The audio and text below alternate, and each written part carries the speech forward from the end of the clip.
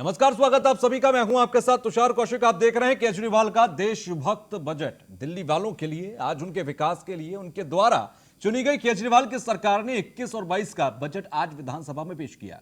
इस बजट को देशभक्त बजट का नाम दिया गया। 2021 में पेश हो रहे बजट में 2047 का विजन पेश किया गया। अब हेल्थ और शिक्षा तक को तवज्जो इस पूरे बजट में दी गई है। अब क्या है इस बजट में दिल्ली वालों के लिए खास, एक रिपोर्ट में आप देखिए, समझिए, फिर आकर इस पर करते हैं बहस।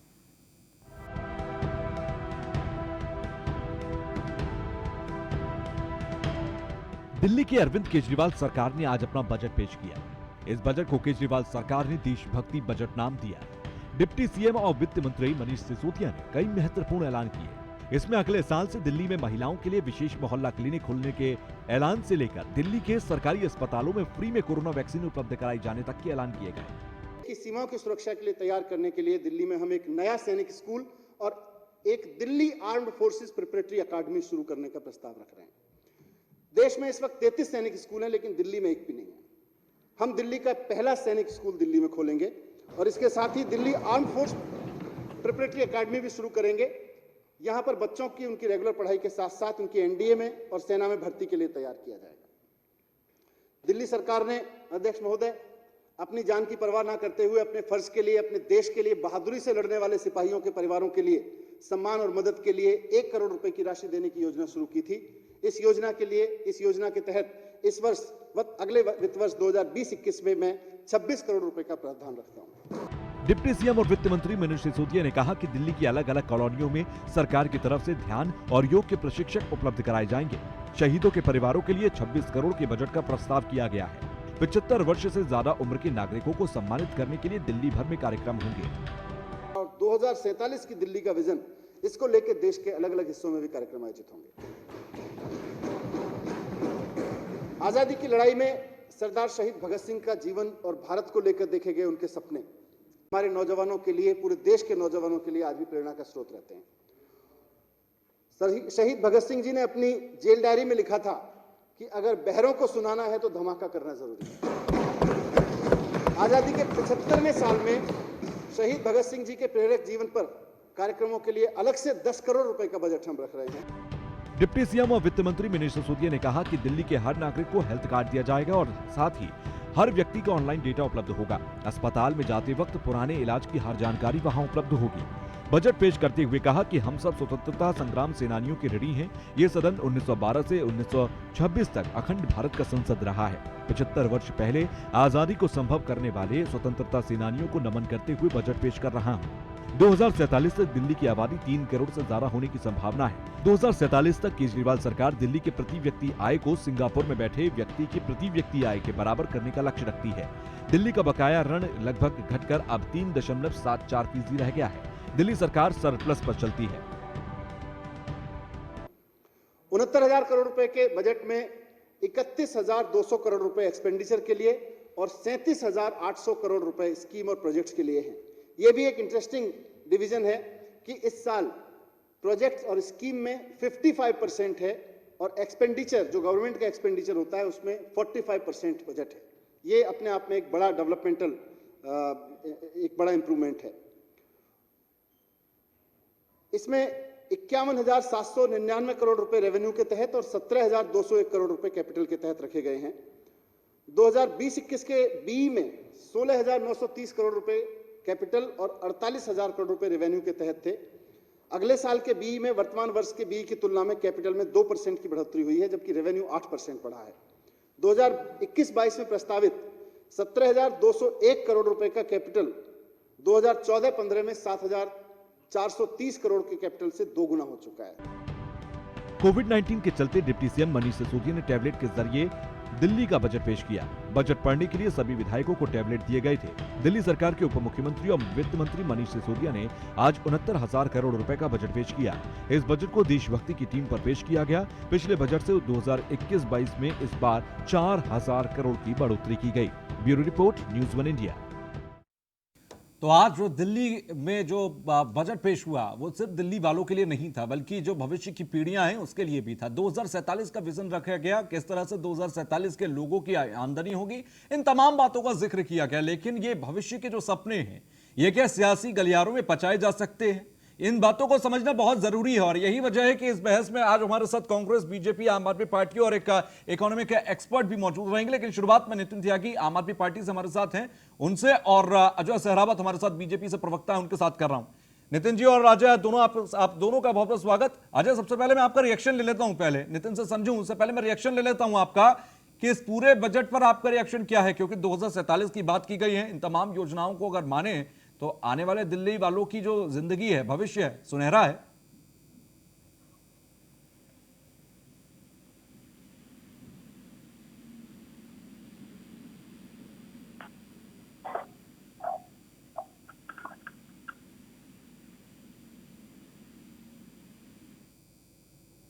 अजय, मेरी आवाज पहुंच रही है आप तक? जी, मुझ तक आवाज पहुंच रही है जी। सर्जिकल स्ट्राइक रहती है तब भी ये सवाल उठाते हैं, तो हर चीज पर इनका सवाल रहता है।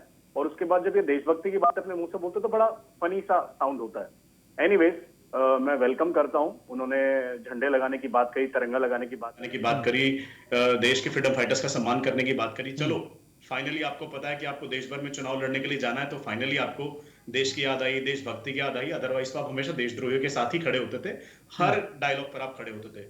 फिर भी मैं दुनिया को याद दिला दूं, पब्लिक को याद दिला दूं, दिल्ली चुनाव में आने से पहले लंदन बनाने की बातें करते थे, यमुना को थेम्स नदी बनाने की बातें करते थे।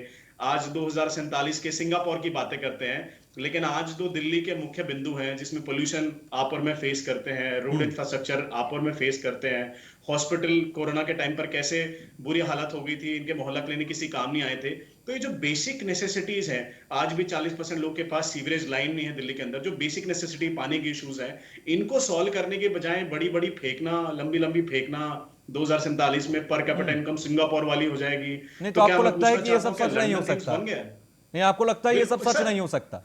सर, मैं कहता हूं जमीन की बातें करें ना, हम सुनने को तैयार हैं। जमीन की बात नहीं है।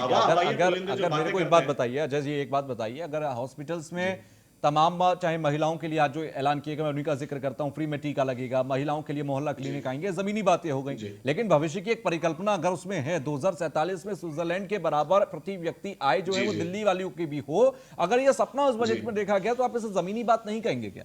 सर, मैं तो, अगर पर कैपिटा इनकम आज सिंगापुर से आप कंपेयर कर रहे हैं, तो आप लंदन और थेम्स नदी जो यमुना है, क्या वो थेम्स नदी बन गई है क्या? मैं तो इनके इतिहास। अच्छा, आपका ये कहना है कि सपने बड़े बड़े दिखाते हैं लेकिन हकीकत में वो कुछ होता नहीं है। नितिन साहब, जब आप यमुना नदी में आज भी केमिकल के, अच्छा, मतलब आप ये कह रहे हैं विदेशी सपने दिल्ली में सच नहीं हो पाते? जरा बताएं, विदेशों का जिक्र क्यों होता है? ये विदेशी सपने की बात नहीं है, ये एक स्टैंडर्ड क्रिएट करने की बात है कि हमें इस लेवल तक तो पहुंचना चाहिए। अगर विश्व गुरु बनने की हम लोग भारत में बार बार बात करते हैं, सबको साथ में मिलकर काम करना पड़ेगा। उसके लिए आगे के सपने देखने, आगे के लिए मापदंड बनाने, आगे के लिए अपने लिए टारगेट सेट करने जरूरी है।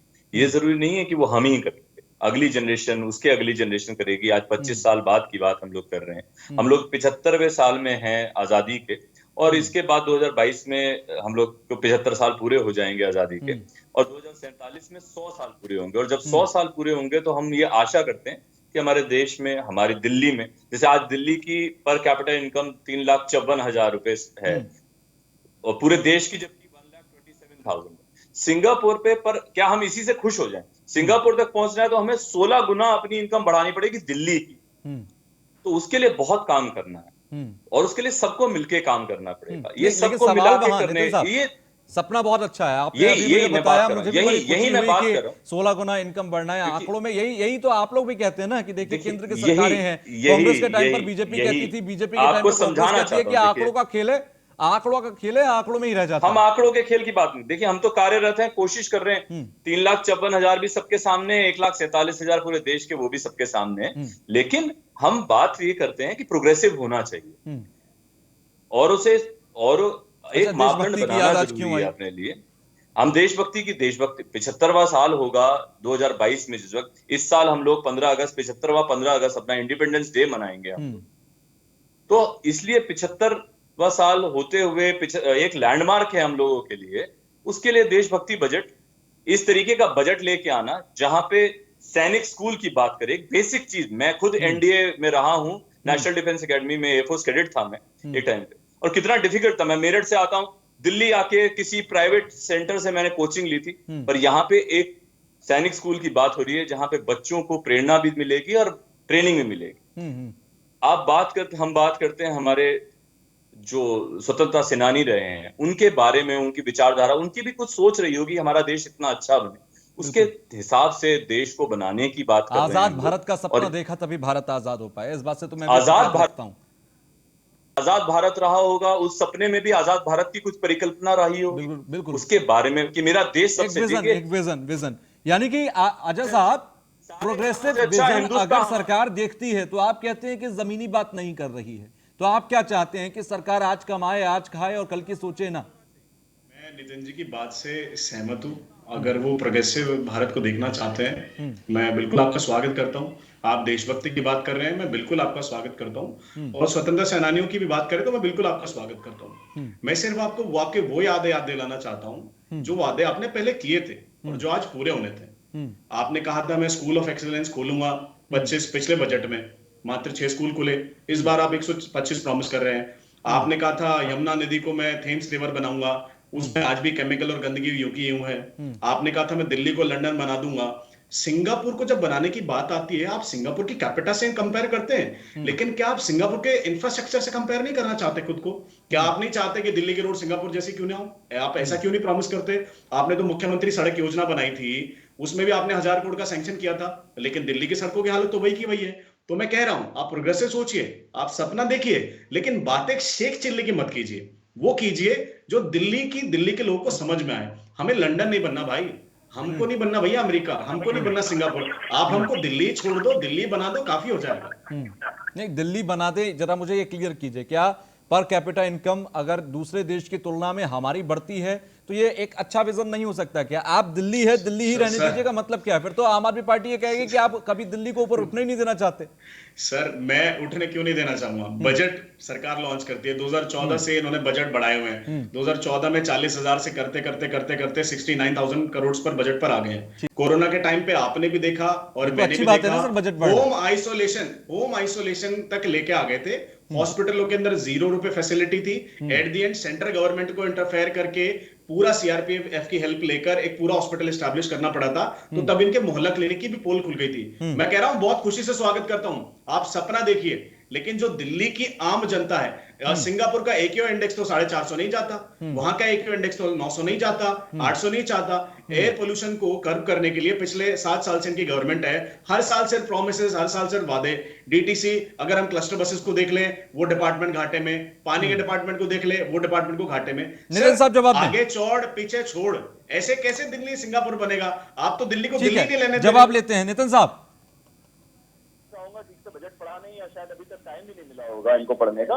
ध्यान से पढ़ेंगे तो उन्हें समझ में आएगा किस तरीके से बसेस को बढ़ाया गया है दिल्ली के अंदर। पिछले 1 साल के अंदर 1400 बसेस नई जुड़ी हैं, उसके अलावा 1000 बसेस इस साल में और जुड़ेंगी, प्लस अगले साल तक 1400 के करीब जो है इलेक्ट्रिक बसेस और जुड़े।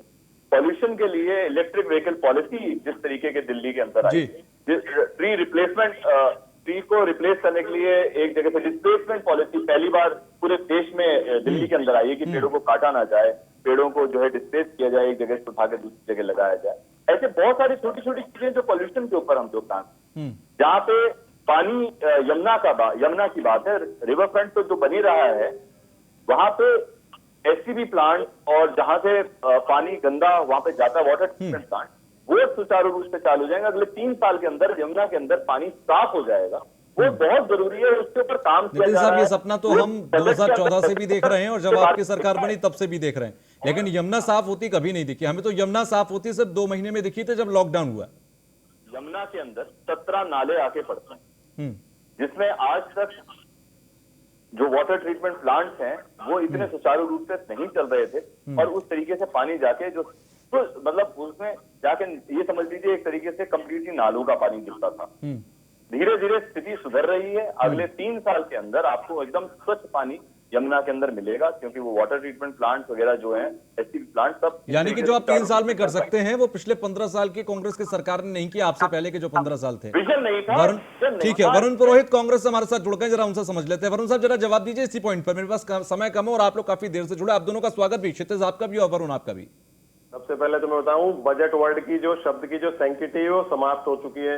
पिछले 6-7 साल में पाखंड और प्रोपोगंडा ये जनता को पागल समझने लगे हैं। आप 10,000 करोड़ उसमें देंगे, 9,900 करोड़ हम हेल्थ सेक्टर में, अरे भाई करोड़ रुपए नहीं चाहिए, जनता को फैसिलिटी चाहिए, जनता को काम चाहिए। अब ये बार बार कर रहे हैं, हम जो पहले नहीं किया वो हमने कर दिया, भाई पका पकाया माल आपको दिया, उसमें आप काम कर रहे हो। नहीं तो केजरीवाल जी बैलगाड़ी या तांगा जो चलते थे ना पहले, आते थे लाल किले के पास से। क्या गंदी यमुना दी, ये पका पकाया आप नहीं नहीं, कहते हैं गंदी क्या? यमुना, अरे भाई गंदी यमुना तो सब कुछ बुरा किया। नहीं तो ये आईआईटी कहां से पढ़ के आ गए थे भाई केजरीवाल जी? तांगे में आते हैं कहीं लाल दिल्ली किले की के बात पास कीजिए में, ना सर। दिल्ली अगर में कांग्रेस दिल्ली इतना की डेवलपमेंट मूलभूत करके जो नहीं चीजें जाती तो। हैं जिनको पॉइंट और आप बनाया क्या- आम आदमी पार्टी ने, वो भी तो आप ही की थी ना सर। मैं ये नहीं कहता कि दिल्ली में कांग्रेस ने काम नहीं किया, इंफ्रास्ट्रक्चर पर जो काम हुआ वो किसी भी सरकार ने कभी नहीं किया होगा, लेकिन जो दूसरे पॉइंट्स रह गए उनकी तो खामियों की तो बात करनी पड़ेगी ना। मैं ये नहीं कह रहा कि सब कुछ हमने ठीक कर दिया, लेकिन ये कहते हैं ना पहले की सरकारों ने कुछ नहीं किया, कांग्रेस ने कुछ नहीं किया। वो बात मैं कह रहा हूँ जो प्रोपोगंडाइज्म चल रहा है। सिंगापुर 2047 सिंगापुर की कैपिटल जोड़ेंगे। अरे भाई आज की तो रोटी रोजगार की आप बात नहीं कर रहे। इनके बजट में एक बार भी इन्होंने नहीं यूं किया, इतने रोजगार देंगे, इतनी नौकरियों का सृजन करेंगे। यमुना जी की जहां तक बात है, 3 साल बाद अपन पहले भी डिस्कशन कर चुके हैं कि चुनाव आ जाएगा, जब क्लियर करेंगे सब चीजें। जब 2 महीने में आप भी बार बार कह चुके, लॉकडाउन में साफ हो गई थी, भाई 6 महीने में क्यों नहीं कर दोगे आप? ये नहीं करना, ये चुनावी बजट दिखा के ये सपने दिखाना ठीक है, चाहते हैं। इकोनॉमिस्ट की नजर क्या कहती है आज के बजट पे? जरा क्षितिज से ले लेते हैं एक reaction. Kshitij. Hello everyone, I think job creation एक ऐसा पार्ट है जहां पे कुछ ज्यादा फोकस नहीं हुआ है, but having said that education के ऊपर 16,000 करोड़ का एलोकेशन किया है एंड हेल्थ केयर पे 10,000 करोड़ का एलोकेशन है। नाउ रही बात कोरोना डिस्बर्समेंट, फ्री मेडिसिन की, वो तो खैर इंडिया में पैन इंडिया ऑल स्टेट्स में फ्री हो रहा है अगर आप गवर्नमेंट इंस्टीट्यूट से लगवा रहे हैं। बट यहाँ पे एक इम्पोर्टेंट रहेगा कि हॉस्पिटल्स नए आएंगे नहीं आएंगे, पर बेड कैपेसिटी जो है पर पर्सन पर बेड जो है बहुत बहुत कम है इंडिया में। सो मुझे ऐसा लगता है कि कहीं ना कहीं 64-65,000 करोड़ का बजट बनाया है, बट एक रोड मैप वो ऐसा कैसे आएगा, सीजीएसटी से आएगा या रेवेन्यू कलेक्शन होगा, उसके बारे में भी कोई क्लैरिटी नहीं आई है। Last time because of Covid across states there is a gap between estimated amount और जो अमाउंट कलेक्ट हुआ है। But I agree, I think 2047 का जो ड्रीम हम बात कर रहे हैं per capita income of Singapore, जो आज की रेट में कोई $1 लाख के आसपास है उनकी, जो 50 रुपए के हिसाब से जो 50 लाख हुआ, तब तक आई थिंक वो 50 लाख की वैल्यू भी ज्यादा नहीं रहेगी। But having said that, it is more important कि going further in couple of years time, how things will shape up, jobs कैसे create होंगी, what is the project on cleaning Yamuna, उसको कैसे shape up करते हैं, protection of people around, वो कैसे shape up होगा, cameras we can see installed है हर जगह, but I think इसका जो ब्लूप्रिंट जब एक बार आएगा तभी क्लैरिटी आ पाएगी। बिल्कुल, ब्लूप्रिंट का कहीं ना कहीं इंतजार करना होगा। नितिन, आप कहना चाह रहे थे, बस 30 सेकंड का मेरे पास समय, आप अपनी बात कहिए फिर मैं आगे बढ़ चाह रहा था। हॉस्पिटल के भाई साहब बात कर रहे थे, तो एक तो नया हॉस्पिटल बुराड़ी पे आ चुका है, 4 और नए हॉस्पिटल जो है आपके सिरसपुर, ज्वालापुर, माजीपुर और विकासपुरी में आ रहे हैं, और 19 जो मौजूदा हॉस्पिटल हैं उनको नया रूप दिया जाएगा। चलिए, बहुत बेहतर है। आप सभी का बहुत बहुत शुक्रिया हमसे जुड़ने के लिए, बातचीत करने के लिए। तो दिल्ली वालों के लिए आज बजट आ गया है 2047, यानी कि 2047 का विजन लेकर ये आज का बजट पेश हुआ है। देखना होगा किस पर कितना अमल होता है और जमीनी हकीकत में कितना बदलता है। फिलहाल के लिए बस इतना ही, आगे भी खबरों का सिलसिला जारी है। देखते रहिए न्यूज़ 1 इंडिया। नमस्कार।